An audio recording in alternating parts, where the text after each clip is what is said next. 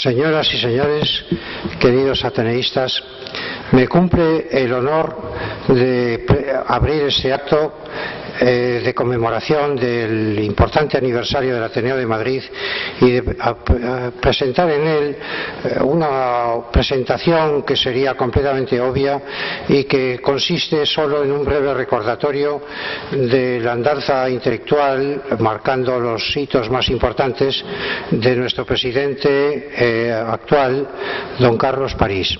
Carlos París es un conocido filósofo que no necesitaría esta presentación y, como digo, no es más que un recordatorio de los hitos más importantes de su actividad intelectual. Nace en Bilbao en 1925, muy joven todavía, a los 25 años, gana por oposición la cátedra de Filosofía de Santiago de Compostela. 9 años después se va a encargar de la cátedra de Valencia.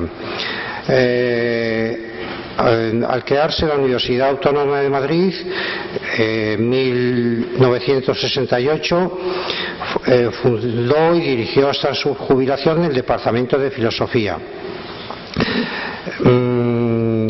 Eran épocas de sequedad intelectual extraordinaria, donde toda la universidad estaba de alguna manera regida por una idea nacional católica, y don Carlos París defendió gallardamente una postura dialéctica e iluminó con su filosofía pues una parte también de la conciencia española, de la conciencia democrática española en aquel momento y de la resistencia antifranquista. Ha sido decano después de la Facultad de Filosofía y Letras y miembro de la Junta de Gobierno de la Universidad Autónoma, en donde ha desarrollado un magisterio extraordinario, del cual es producto también don Pedro López de Arribas, que también estudió en la Universidad Autónoma.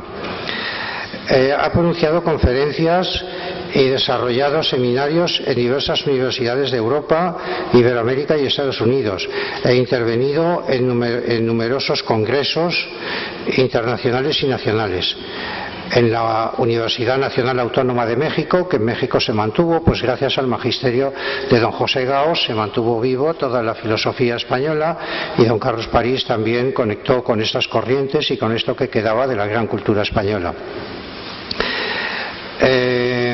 Hizo un curso curricular sobre biología y cultura en la realidad humana, muy extraordinariamente interesante.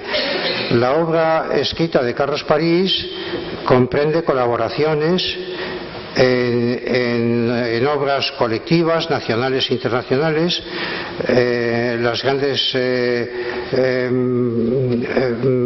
en Francia, en la Enciclopedia Filosofía en Italia, di Gallarte en Italia, y la filosofía ibericana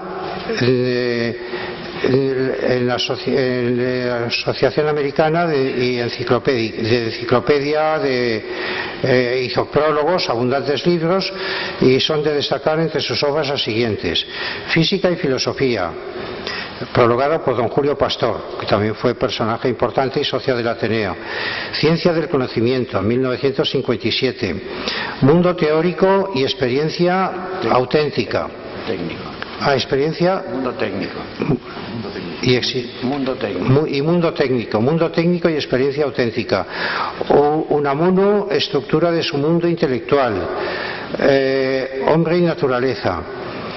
Filosofía, ciencia y sociedad. La Universidad Española actual, publicaciones y frustraciones. Filosofía, libro de texto en el BUP en colaboración con Carlos Mínguez. El rapto de la cultura, la lucha de clases, bajo concepciones burlonas. Esto es una novela de ficción que comentábamos antes de entrar aquí en el acto, que escribió Carlos París, muy graciosa, donde hablaba de la máquina generatriz de ideas y unas cosas muy pintorescas que tuvieron también mucho éxito. La máquina especulatriz, que es 4 sarcasmos sobre nuestro mundo. Ciencia, tecnología y transformación social. El animal cultural, biología, cultura en la realidad humana. Fantasía y razón moderna, Don Quijote, Odiseo y Fausto, Memorias sobre medio siglo de la Contrarreforma e Internet. Su obra ha sido objeto de estudios importantes también. Pues ahí, por ejemplo, en 1987 se publica Carlos París, Los proyectos sociales de la cultura científica, visión crítica, es en el número 77 de Anthropos, una revista magnífica, de las mejores revistas de pensamiento que ha habido, todavía existe últimamente. Ciencia, técnica y cultura, homenaje a la figura y obra de Carlos París, actas del Congreso celebrado en 1992 en la Universidad Autónoma de Madrid.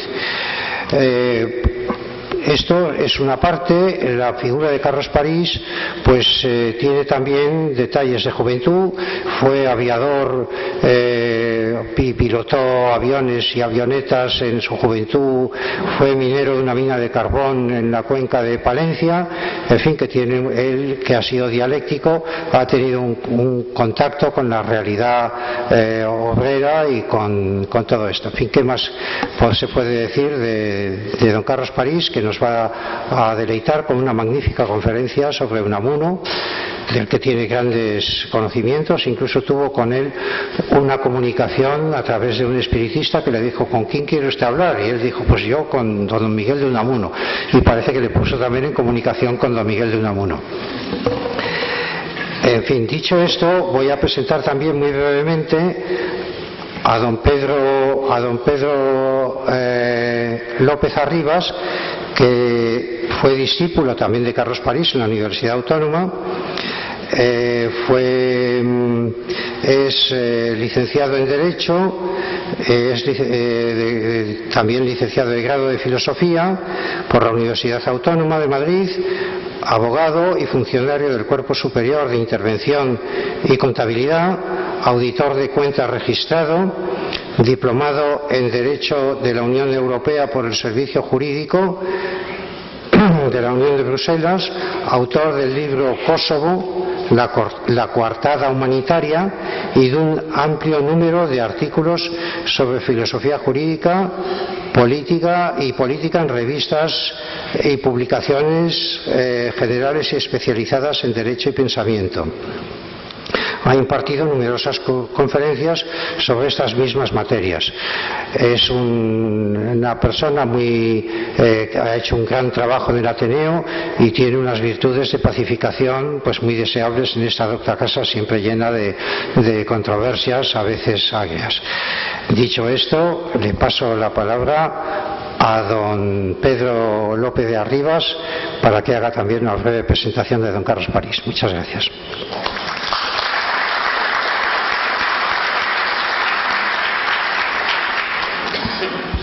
Señor presidente, don César Navarro, amigos y consocios, la verdad es que hoy nos encontramos con un pequeño problema.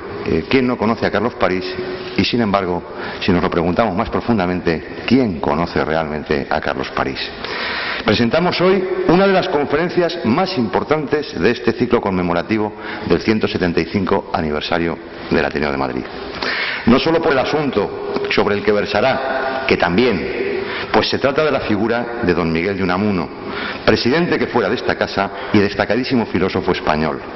Y no solo por la categoría del conferenciante, que también, pues se trata de don Carlos París, quien asimismo es presidente de esta casa, así como destacadísimo filósofo español.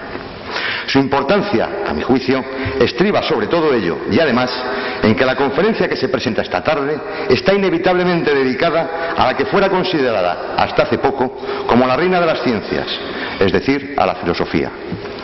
Cierto que la filosofía es una soberana de los saberes cuyo reinado puede que ya no se mantenga en los mismos términos que tuvo en sus momentos de mayor esplendor. Pero no hay duda de que se trata de una reina a la que, pese al tremendo cuestionamiento que ha recibido, tampoco se le ha encontrado hasta hoy una sucesora digna de tal nombre. Dos serán, pues, las notas que destacaré muy brevemente, aunque bien mirado son casi una y la misma: la filosofía española y el filósofo Carlos París. Se ha discutido mucho sobre si en la tradición del pensamiento europeo moderno existe o no una filosofía, con mayúsculas, genuina y propiamente española. No es el momento de explayarse mucho al respecto, pues la presencia de don Carlos París aquí y el tema que nos congrega, don Miguel de Unamuno, constituyen la prueba empírica más que bastante realmente abrumadora.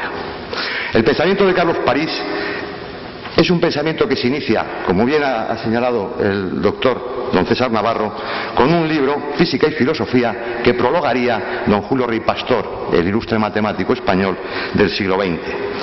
Una obra en la que parece que Carlos París se dedica a la filosofía de la ciencia, a la que dedicará todavía más parte de su obra. Pero en un paso más allá, Carlos París hará también un estudio interesante y detallado de la técnica, el mundo de la técnica.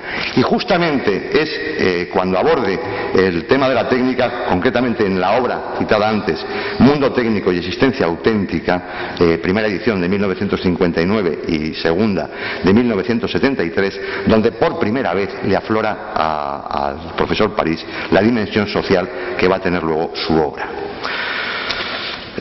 Desde la filosofía de la ciencia, sin embargo, prolonga su pensamiento después a la filosofía, en un paso más allá, a la filosofía crítica.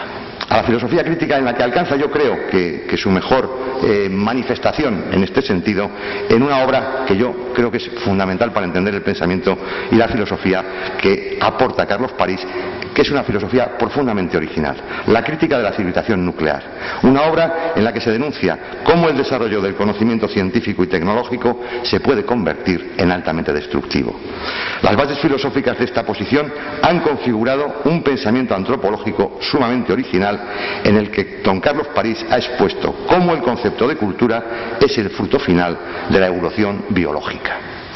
Si hubiese que destacar una frase de la obra de Carlos París, yo extraería la que cito a continuación de la obra Hombre y Naturaleza, que en su página 60 dice, y cito: hay que elaborar un nuevo proyecto modelo que supere el intelectualismo tradicional, así como el cientificismo mecanicista, en el sentido de un dinamismo racional que tenga en cuenta el factor humano en toda su complejidad. El racionalismo humanista enseña que el conocimiento cotidiano depende estrechamente de nuestra condición humana, pero que normalmente tiene la vocación de trascenderla. En el marco, y termina la cita, en el marco de una concepción muy amplia de la biología y hostil tanto al monismo como al contingentismo o a la metafísica deductiva y a priorística, Carlos París ha considerado la técnica como una prolongación característica de la vida humana marcada por la individualidad y la rehabilita enérgicamente, pues ve en ella el indicio de la creatividad a través de la cual nuestra especie es llamada a participar en la creación divina.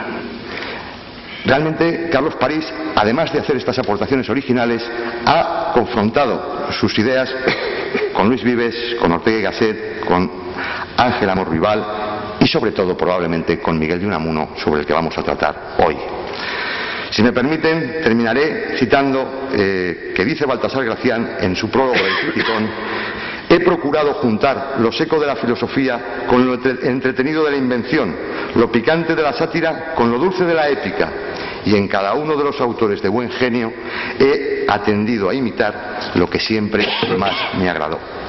Seguro que Carlos París podría decir algo similar respecto de su obra, si bien dando entrada a algunos otros personajes de los que menciona Gracián en su obra, para que junto a Homero, Esopo o Plutarco aparecieran también Luis Vives, Goethe, Giner de los Ríos y, como no, Miguel de Unamuno. Bienvenidos a todos, buenas tardes y escuchemos a don Carlos París.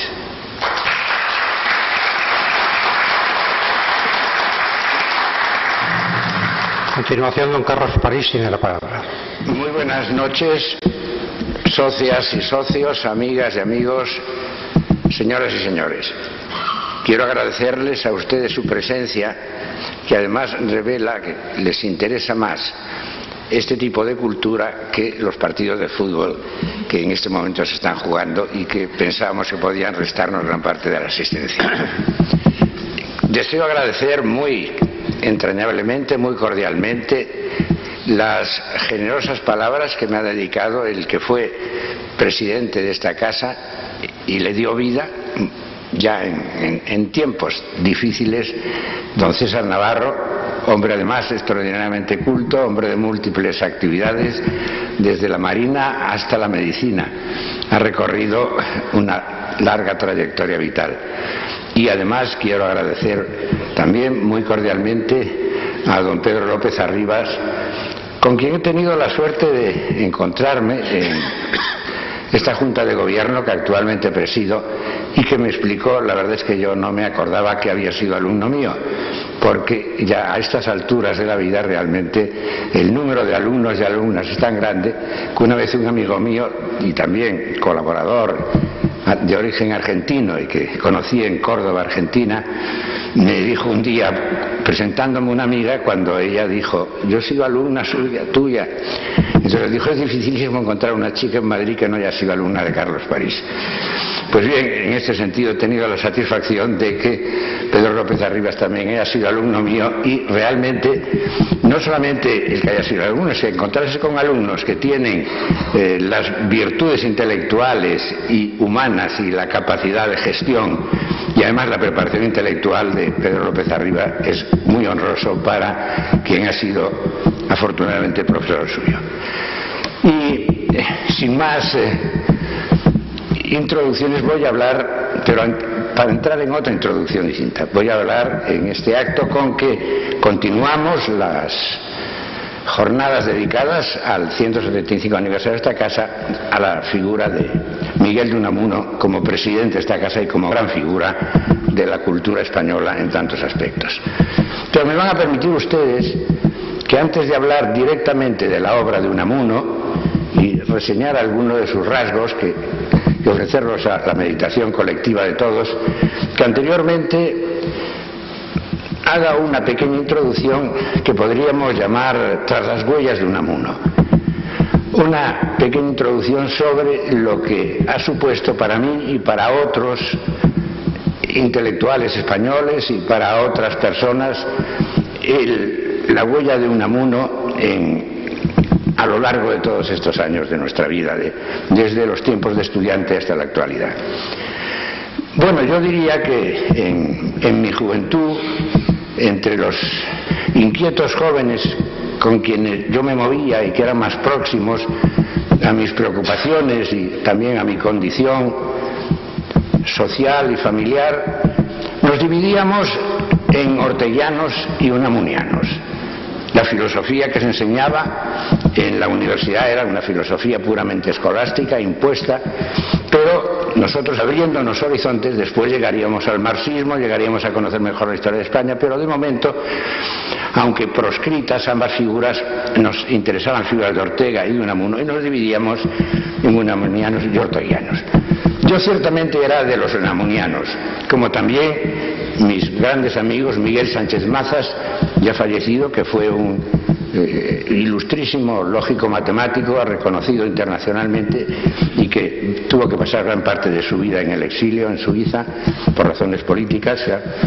José María Valverde, el también gran poeta, José Luis Rubio, recientemente fallecido, Francisco Pérez Navarro, que con Miguel y conmigo habíamos formado el llamado Triunvirato Mundial, como cuento en mis memorias, ¿no?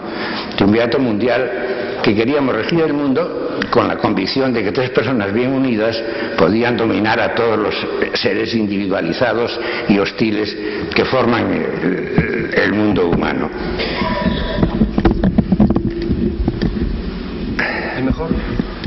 No lo sé, ¿no me oían bien algunos? Sí, es que me oían, así que no hay problema, muchas gracias. Yo no sé si la técnica nos facilita o nos complica las cosas realmente. Bueno, pues, como decía, nosotros éramos unamunianos. ¿Por qué esta atracción que ejerció sobre nosotros Unamuno? Yo diría que encontrábamos en Unamuno una vibración pasional que se abre desde que empezamos a hojear sus páginas.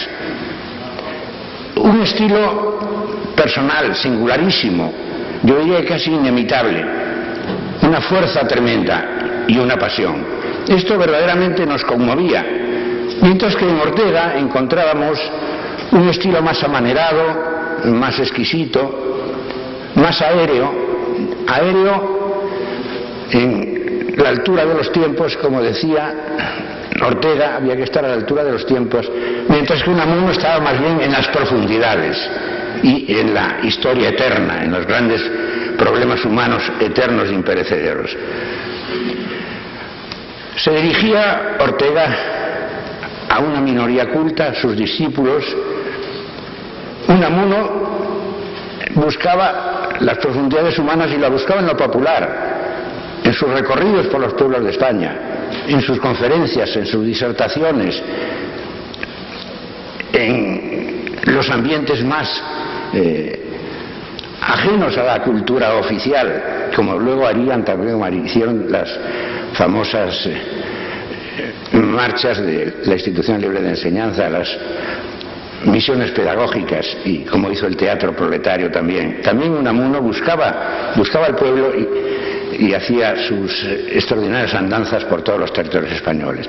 Y nosotros también hacíamos andanzas, creamos incluso una hermandad de trotamundos hispánicos, así le llamábamos en aquellos tiempos de, como ven ustedes, de calenturas adolescentes, intensas y enfervorizadas, ciertamente.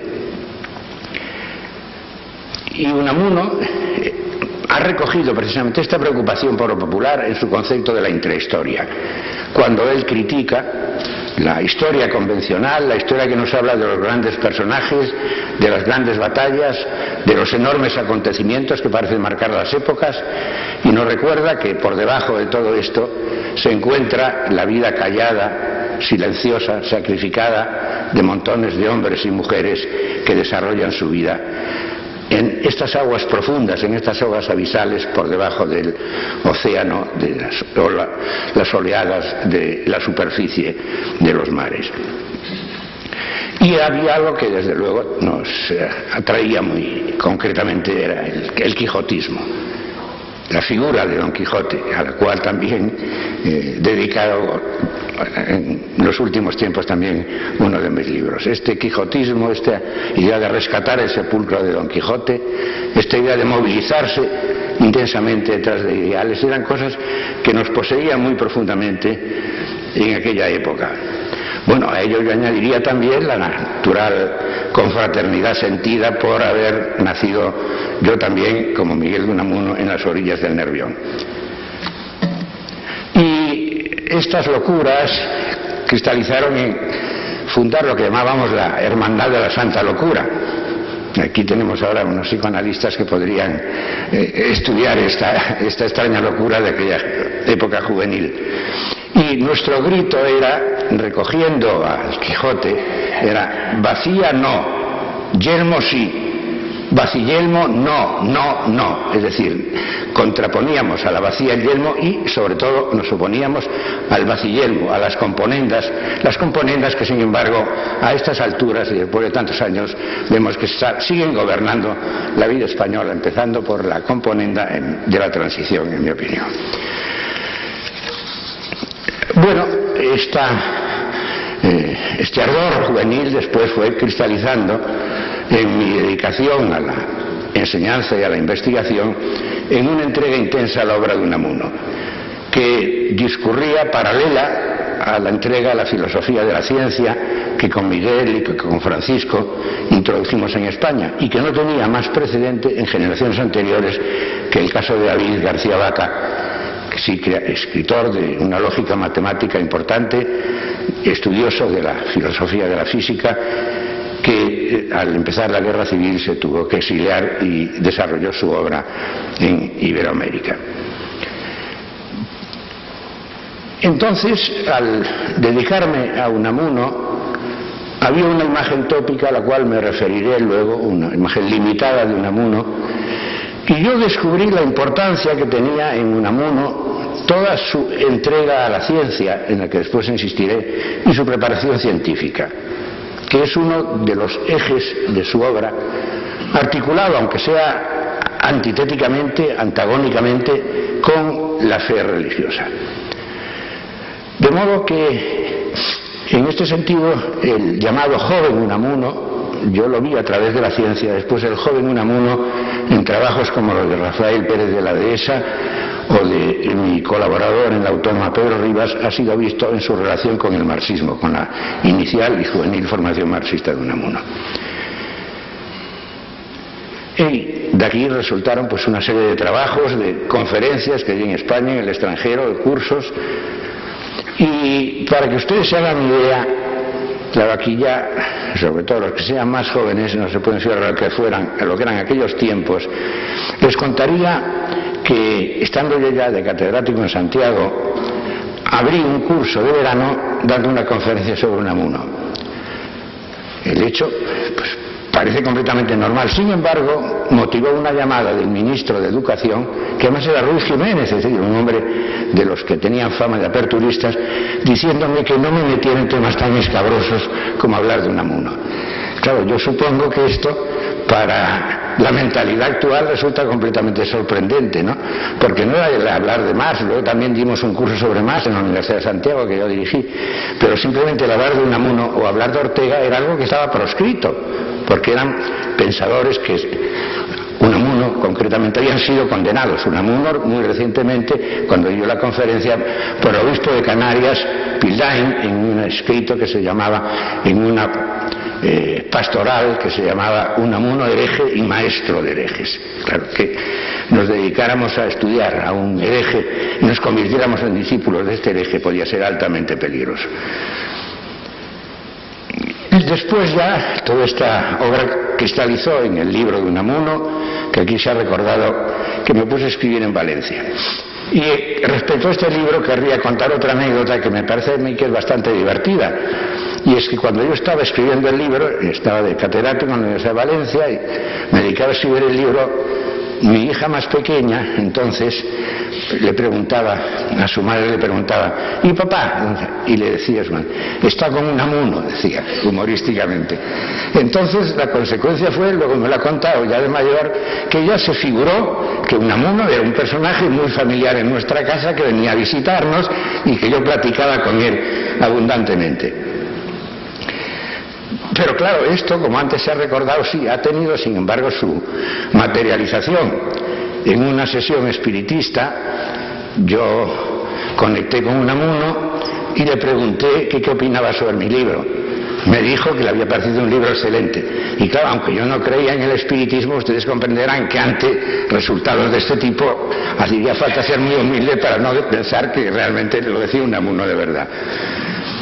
Y en Nueva York, en el año 98, cuando se conmemoraba la generación del 98, tuvimos en Nueva York un encuentro muy especial, originado por una profesora de literatura, muy amiga nuestra, Mary Liz, en el cual hicimos una representación de un diálogo entre Lidia Falcón sobre los problemas de la mujer y Miguel de Unamuno, cuyo papel asumí yo.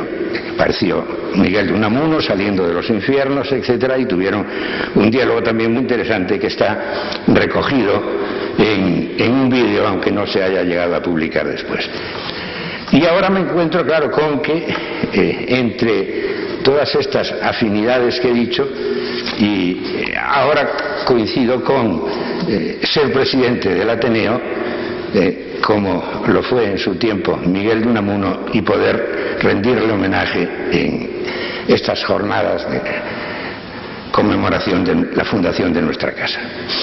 Y nada, querría señalar ahora, antes de entrar a comentar el pensamiento de Unamuno, sus grandes aportaciones y las inquietudes que nos transmite, quería comentar brevemente algunos detalles de la vida de Unamuno. Bueno, nace en Bilbao, como ustedes saben, como acabo de comentar, en 1864. Esto tiene alguna significación porque Unamuno es un carácter profundamente vasco y al mismo tiempo se declaraba español de profesión.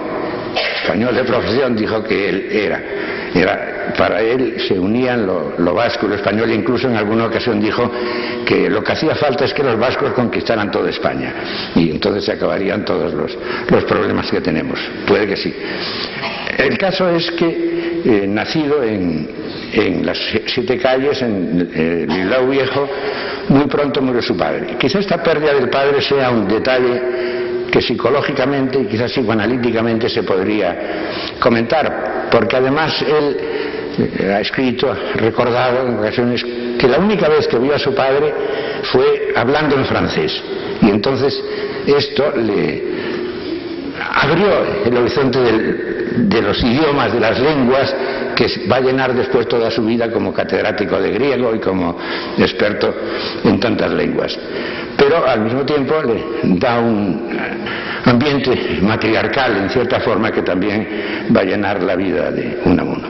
Después se desplaza a Madrid, hace aquí la carrera y regresa a Bilbao.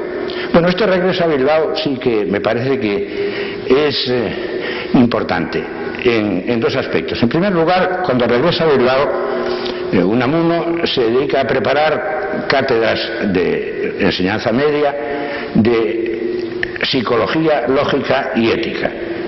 Y es justamente en la preparación de esas cátedras cuando él adquiere la formación científica que va a ser fundamental para toda la lectura de su obra.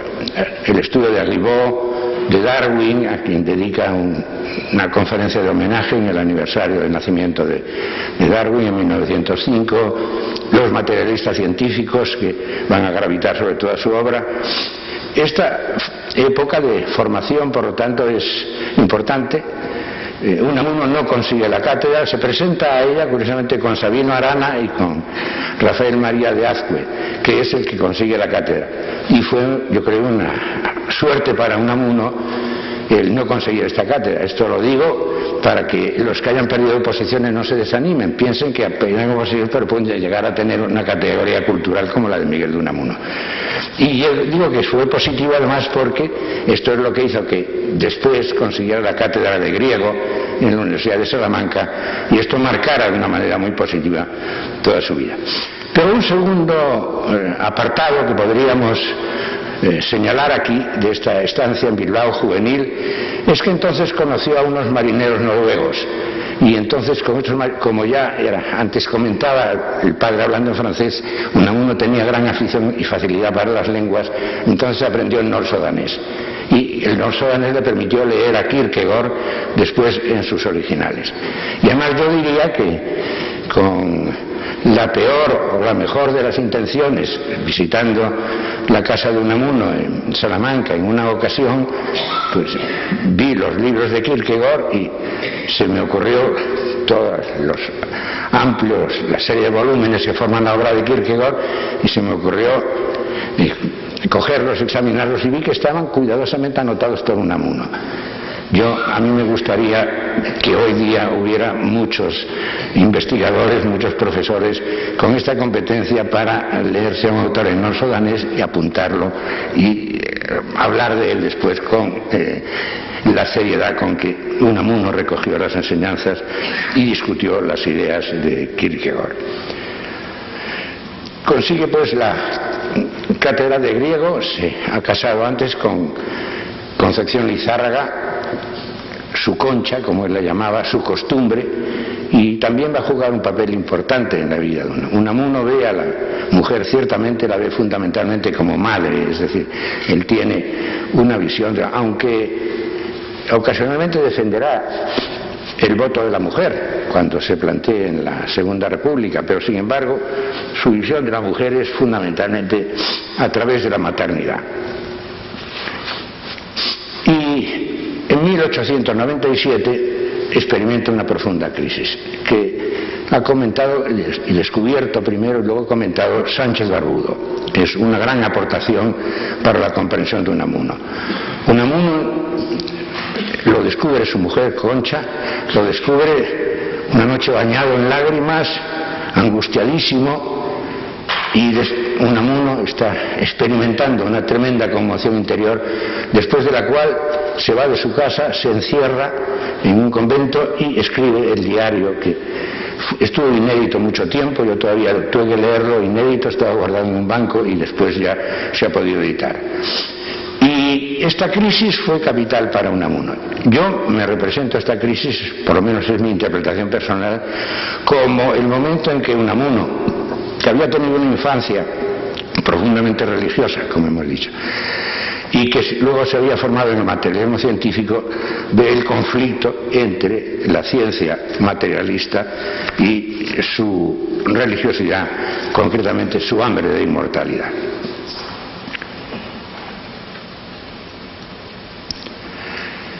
Pero es importante, sin embargo, observar que esta etapa de Unamuno, esta etapa inicial de Unamuno, que parecería quedar en la sombra por la preocupación religiosa, que después el eterno forcejear con la fe a que se dedicará Unamuno se hubiera apagado, hubiera desaparecido. En modo alguno, porque Unamuno conserva la imagen de racionalidad que se le ha dado en aquella etapa. Es en Unamuno la insatisfacción que le da la ciencia ante el ansia de inmortalidad y que desarrolla, como muchos de ustedes saben, lectores de Unamuno, en el sentimiento trágico de la vida, especialmente cuando plantea el capítulo en que habla en el fondo del abismo. Pero aquí lo interesante es esto, que no cae en el vacío el mismo, como el término que antes utilizábamos.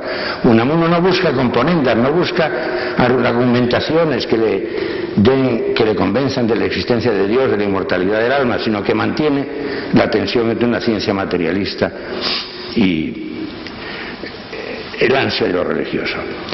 Bueno, y ya para terminar, antes de entrar en el pensamiento, esta rapidísima recorrido sobre la obra de Unamuno, yo me refería a las últimas etapas cuando se proclama en España la dictadura de Primo de Rivera, cuando viene el golpe de Estado, y entonces don Miguel Primo de Rivera, el general, se hace con el poder, se convierte en dictador bajo el rey, ciertamente, pero es el dictador el que gobierna, y entonces esto provoca en Unamuno un rechazo absoluto.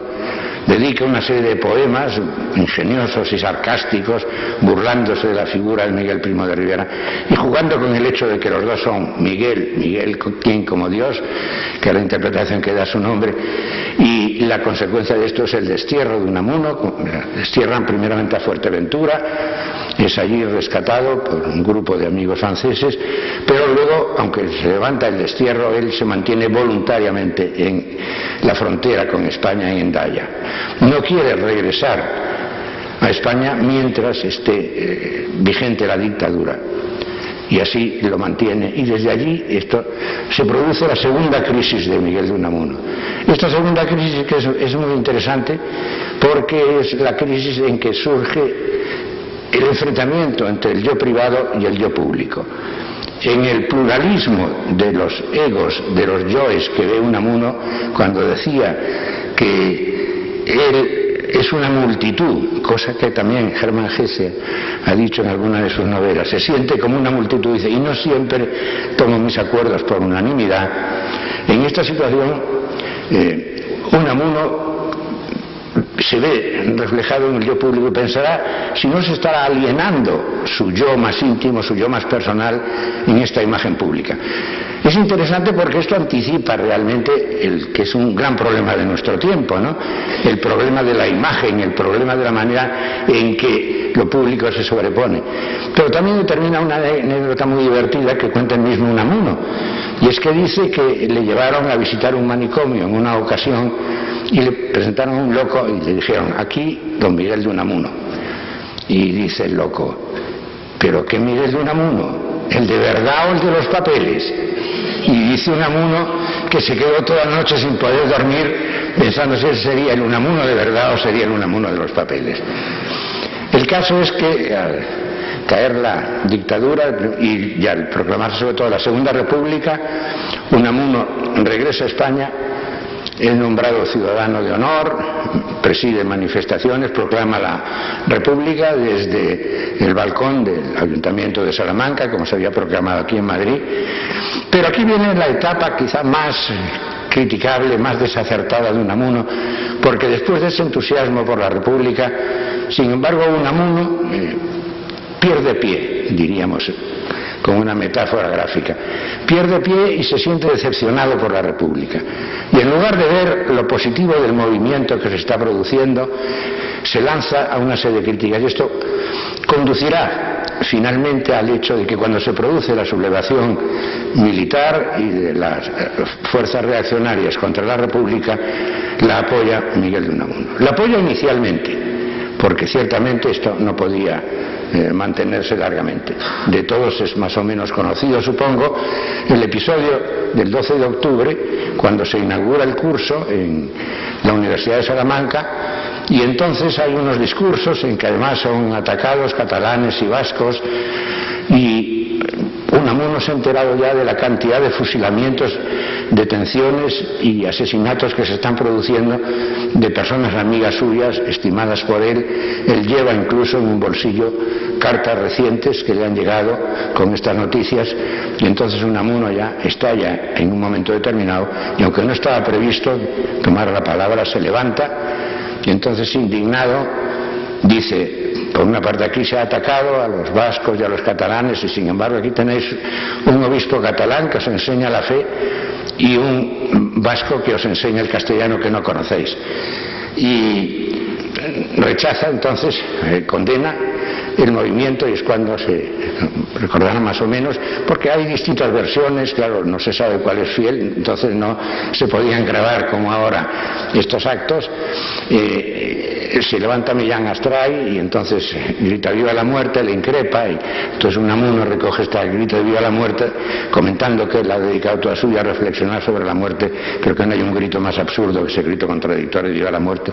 Y en fin, hay una situación extraordinariamente violenta en que la escolta de Millán Astray incluso se piensa que pone en peligro la vida de Unamuno, que podría caer allí mismo ejecutado a tiros. Pero sin embargo se cuenta también que Carmen Polo de Franco ve la situación difícil y coge a Unamuno del brazo y salen. Pero Unamuno, a partir de este momento, algunos dicen que arrestado en casa, yo no sé si arrestado o simplemente voluntariamente retirado, porque más por la tarde va al casino y allí le abuchean, le gritan. Entonces Unamuno se encierra en su casa, escribe un libro sobre la guerra civil, muy calenturiento, realmente que no aporta gran cosa al conocimiento de Unamuno, y finalmente perece. Según cuenta Emilio Salcedo también, de una noche, estando con un amigo, Unamuno sentado delante del brasero que se utilizaba en aquel frío diciembre de Salamanca, y cuando todavía no existían las comodidades actuales de calefacción, le dice el amigo: España está dejada de la mano de Dios. Y Unamuno dice: Dios no puede abandonar a España.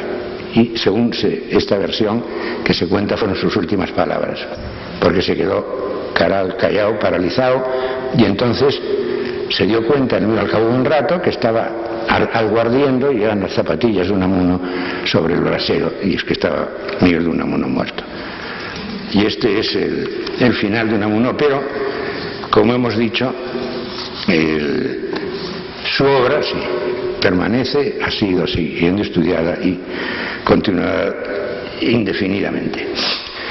Pero respecto a la idea que antes he comentado de la permanencia después de la crisis todavía de las influencias en Unamuno de la ciencia positiva, incluso de la ciencia materialista y del marxismo, querría leer algunos textos que demuestran de qué manera no solamente sigue esta influencia marxista gravitante, sino que además encuentra un desarrollo extraordinariamente lúcido en Unamuno. Dice así en La dignidad humana, en un ensayo: la estimación del mero valor de cambio aplicada al trabajo humano y al hombre mismo convertido en mera mercancía es el carácter más odioso del régimen económico-social que padecemos. Y tal estimación se extiende a la moral, a la literatura, a la ciencia, al arte, produciendo el más abyecto e infecundo mandarinismo, el verdadero materialismo mercantilista.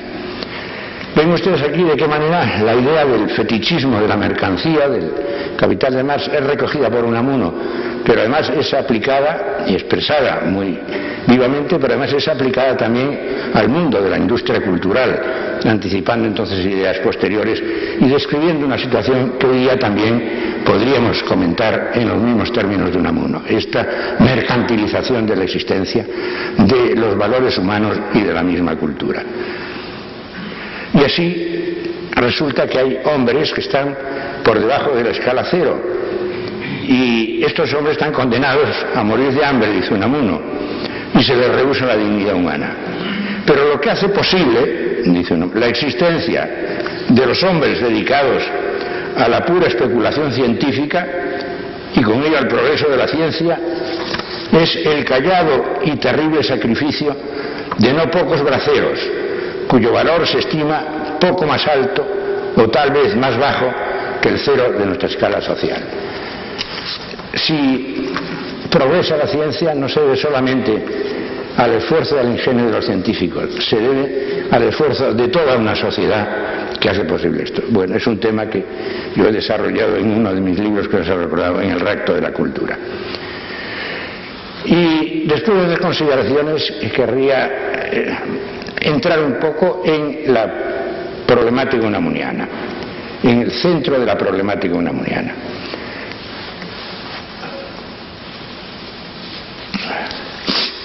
Si atendemos a una serie de textos bastante llamativos, diríamos que la preocupación central y que constituye el eje de la vida intelectual de Unamuno y de su obra es la inmortalidad, la preocupación por la inmortalidad y por la finalidad del universo. ¿Qué finalidad tiene el universo? Pero sin embargo, yo pienso que esta visión, aunque está expresada y por ello se ha podido fundamentar en textos de Unamuno, sin embargo da una imagen demasiado limitada de Unamuno, en quien la preocupación antropológica es mucho más amplia.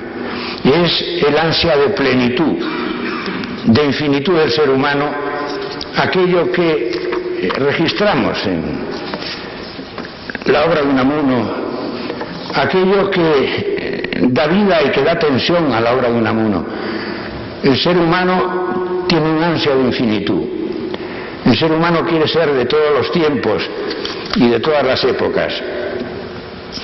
Como dice en algunos de sus textos, ahora voy a leer otro texto de Unamuno que es expresivo, comentando a Spinoza, dice: la esencia de un ser no es sólo el empeño de persistir por siempre, como se enseñó Spinoza, ¿no? El conatus, la necesidad de persistir por siempre, sino además el empeño, y aquí viene, por universalizarse, el hambre y sed de eternidad y de infinitud. Todo ser creado tiende a perpetuarse y a invadir a todos los otros. Es decir, no es solamente el perpetuarse, es que el ser humano tiene una capacidad de infinitud. Santo Tomás ya decía, y curiosamente, que el alma tiende a identificarse con todas las cosas, a hacerse una con todas las cosas. Y de una manera muy expresiva, Unamuno en otro momento dice: el tiempo, el espacio y la lógica son nuestros más crueles tiranos. ¿Por qué no he de poder vivir ayer, hoy y mañana a la vez? ¿Por qué no he de poder estar aquí y ahí a un tiempo? ¿Por qué no he de poder sacar de unas mismas premisas cuantas conclusiones me convengan? Vemos pues que en Unamuno aquello que actúa intensamente y de lo cual el ansia de vida eterna sería solo una parte, es este sentimiento de infinitud irrealizada que existe en el fondo del ser humano y que nos remitiría sobre lo que es la pérdida de la unidad originaria, un tema ya de los filósofos griegos, de los presocráticos, cuando todas las cosas son unas, y que recuperará el Unamuno contemplativo, del cual ha hablado con razón Blanco Aguinaga en un bello libro sobre el Unamuno contemplativo, como acabo de decir. La La pérdida, pues, de la unidad originaria hace que se frustre esta ansia de plenitud. Y como él en otro momento describe también, los judíos, cuando eran libres, añoraban la esclavitud de Babilonia y de Egipto, y cuando eran esclavos en Egipto añoraban la libertad que luego han tenido. Y es que el ser humano quiere ser de todos los tiempos y de todas las edades. Es decir, hay esta expansividad natural que forma parte del espíritu y respecto a la cual nos sentimos en una coraza que es el exoesqueleto, de que también nos habla Unamuno, el exoesqueleto que nos rodea. Y esta es la temática que llena gran parte de la obra unamuniana y sobre la cual solamente vamos a poder apuntar algunas cosas. Es el sentimiento de la congoja. Los existencialistas, tanto Heidegger como Sartre, aunque Heidegger decía que no era existencialista, sino filósofo de la existencia, pero en fin, todo este movimiento de la primera parte del siglo XX insistió en el concepto de angustia. Unamuno designa esta realidad con un término castellano, es la congoja, sentimiento de congoja que él describe en Paz en la Guerra, en su novela, como algo que se apodera de Pachico por las noches y que le hace sentir precisamente su finitud, su angustia, sentir dramáticamente el paso del tiempo. Y detrás de todo esto yo diría que está, de alguna forma, el paraíso perdido. El paraíso perdido es un tema que aparece también repetidamente en la obra de Unamuno. En un momento él dice, incidentalmente, comenta a aquellos que se preocupan de la última crisis ministerial que ha habido, no hemos tenido una muy reciente en España precisamente, dice, y se han olvidado de la mayor crisis que ha sido la expulsión de los seres humanos del paraíso. Es este fondo hacia los grandes y tremendos problemas humanos, aquel que da vida a toda la creación de Unamuno, tanto la del pensamiento como la del teatro, como la de la poesía, como la del ensayo. El paraíso perdido, que además en Unamuno está unido a la infancia. Si releen ustedes la entrada de la obra de teatro que es La Esfinge, se encuentran allí con una escena muy conmovedora que es el padre que está leyendo pasajes del Génesis al Hijo, y entonces nos aparece este mundo de la comunicación espontánea, este mundo de la vida en armonía que reinaba en el paraíso, de la comunicación entre los seres humanos, entre Adán y Eva y Yahvé, aquella existencia idílica que después se ha perdido en un mundo en que domina no solo el sufrimiento y la muerte, sino la escisión entre los seres humanos, la rivalidad. Y aquí aparece el mito de Caín y Abel. El mito de Caín y Abel, que ha tenido un lugar tan importante en la obra de Unamuno. Y ciertamente yo pienso que aquí hay un incitante contenido misterioso, ¿no? Porque nos aparece esta desigualdad entre Caín y Abel como una arbitrariedad de Yahvé, que acoge las ofrendas de Abel y en cambio rechaza las de Caín, provocando entonces la ira de Caín y la venganza de Caín. Claramente se puede apreciar, es como nos encontramos con la figura de Caín y Abel con dos etapas de separación del paraíso. La figura de Abel, en cuanto pastor, cuidador de rebaños, es una etapa de la humanidad que antecede al neolítico, a la época de la agricultura. Es una etapa cronológicamente anterior y al mismo tiempo parece como una relación más armoniosa, la relación de cuidado de los ganados, que la del labrador que desgarra la tierra con el arado, como dice el mismo Unamuno, que desgarra el seno de la tierra con el arado, que trabaja penosamente, que fecunda la tierra con el sudor de su frente, aquel sudor a que había condenado a Adán, pero que es más claro en el caso del labrador. Y esta dualidad de cainitas y abelitas es la que aparece en muchos momentos en la obra de Unamuno, concretamente en Paz en la Guerra, cuando él contrapone, ahora es la vida ciudadana y la vida del campo, y cuando ve en la vida ciudadana entonces a los cainitas y en la vida del campo a los abelitas. No es ya exactamente el labrador y el pastor, sino más bien es el proletariado industrial que descubrió Unamuno en el Bilbao de la Juventud, que antes comentábamos, y de otra parte, en cambio, el mundo agrícola, enfrentados entre sí y luchando. Y es curioso respecto a esto que Unamuno, que vive de niño, esta no es la primera, esta guerra carlista es primera para su experiencia, después muere también cuando se inicia otra guerra civil en España, porque aquí nos encontraríamos también con el cainismo ibérico. Unamuno insiste en el dominio del cainismo en nuestra tierra, y ciertamente yo creo que tiene en este sentido su crítica toda la razón. Este país es un país que, en lugar de exaltar a sus figuras, por lo menos en vida, lo que hace es arrojar piedras contra quien destaca. Es la envidia hispánica de que hablaba también Unamuno. Y desgraciadamente en esta santa y docta casa no deja de haber de producirse este tipo de fenómenos de feroz cainismo también.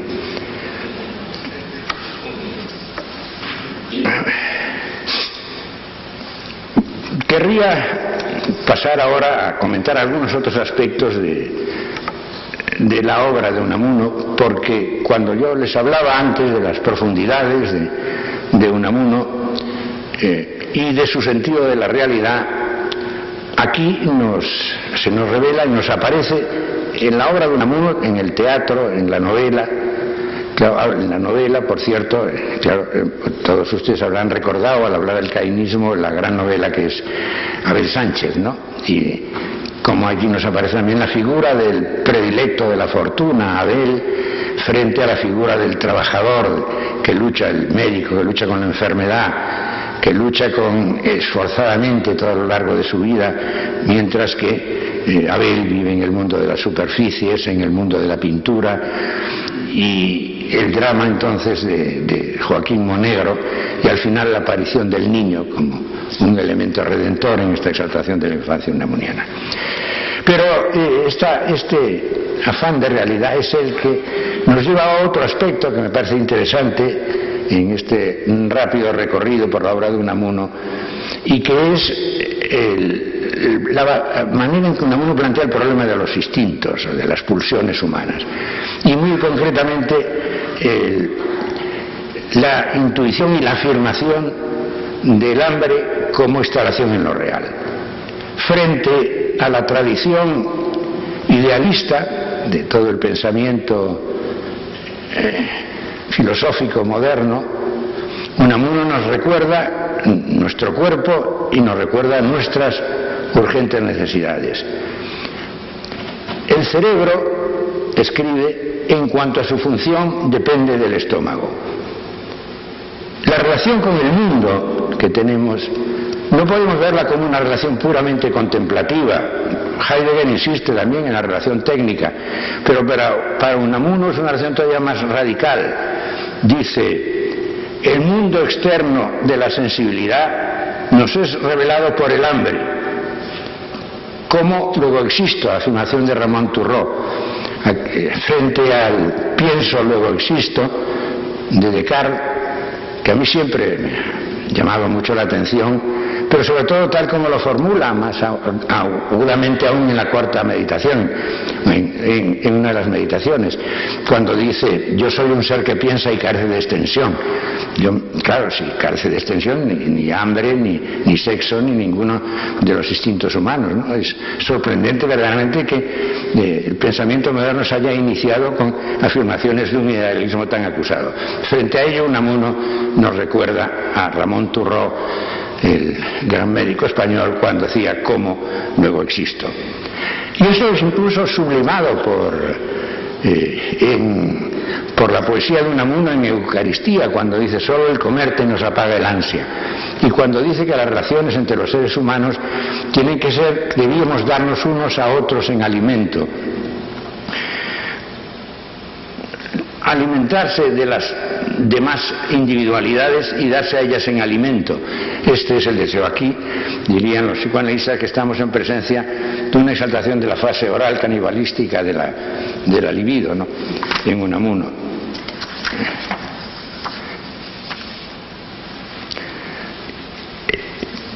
Y ahora querría, como última consideración dentro de las posibilidades de este tiempo necesariamente limitado y sin agotar la paciencia de ustedes, referirme a la forma en que la alienación nos aparece en la obra de Unamuno, la alienación en múltiples aspectos.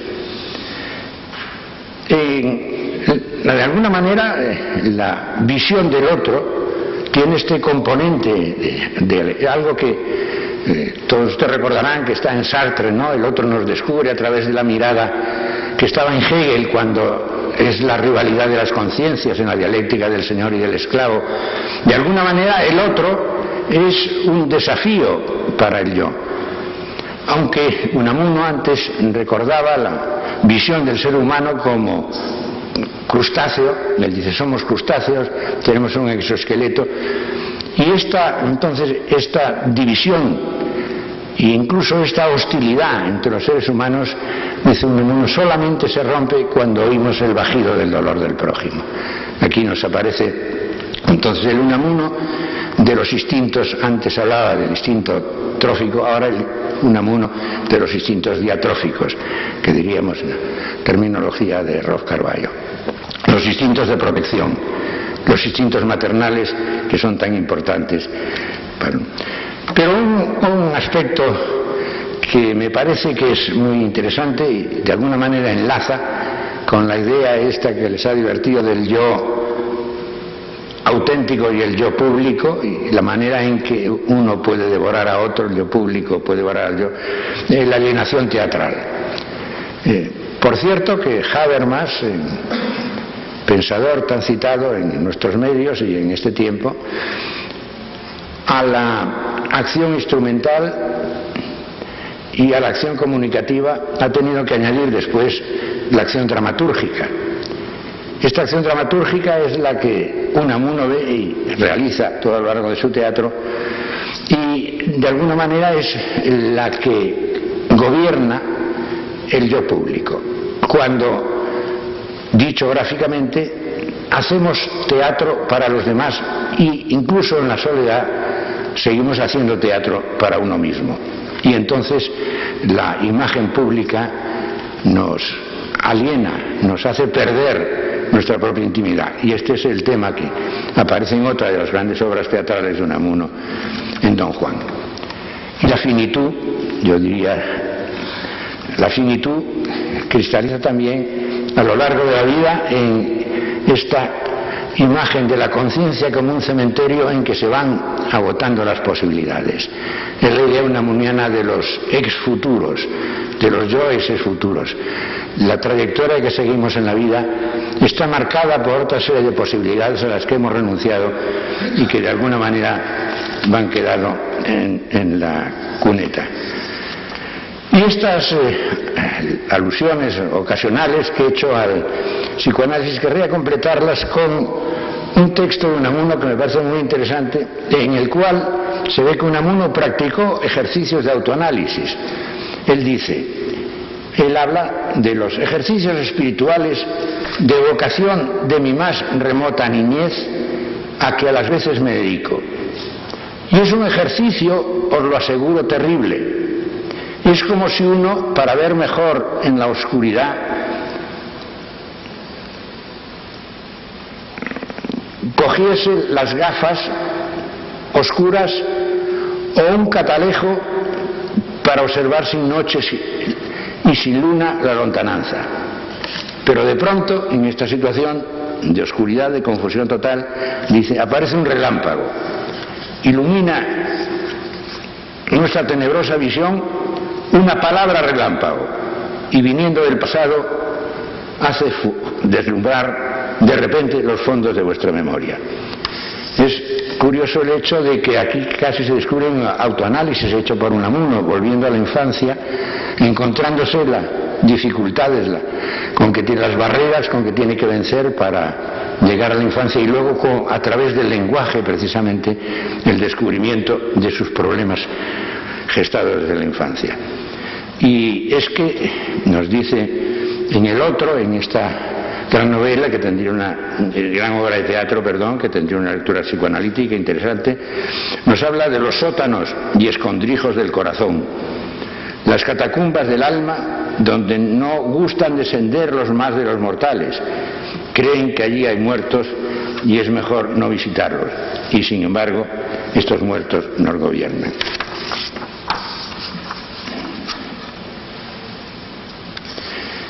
Y después de haber hablado de estas tremendas angustias unamunianas, de esta exploración de las complejidades del ser humano y al mismo tiempo de las frustraciones que llenan la existencia, querría acabar esta intervención mía leyendo un texto esperanzado de la gran figura que fue Ernst Bloch, el marxista teórico de la esperanza. Para Ernst Bloch, Marx designa como su último objetivo el desenvolvimiento de la riqueza de la naturaleza humana. Esta naturaleza humana tan rica, tan compleja que hemos visto en Unamuno. Desde esta perspectiva hay que decir que el hombre vive todavía en la prehistoria. La verdadera génesis no se encuentra al principio, el paraíso, sino al final. La raíz de la historia es el hombre que trabaja, que crece, que crea, que modifica las circunstancias. Si llega a captarse a sí mismo, sin alienación, en una democracia real, surgirá en el mundo algo que a todos nos ha brillado ante los ojos en la infancia, pero nadie ha estado todavía: la patria de todos los seres humanos. Nada más, muchas gracias por su atención.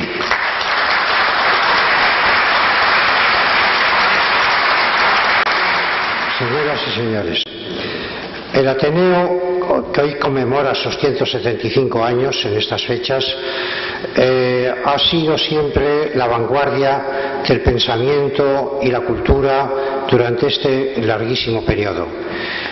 En el día de hoy, en esta conferencia del profesor y filósofo don Carlos París, actual presidente del Ateneo, creemos que también hoy como ayer el Ateneo ha estado a la altura de estas vanguardias y de este liderazgo del pensamiento y de la filosofía española.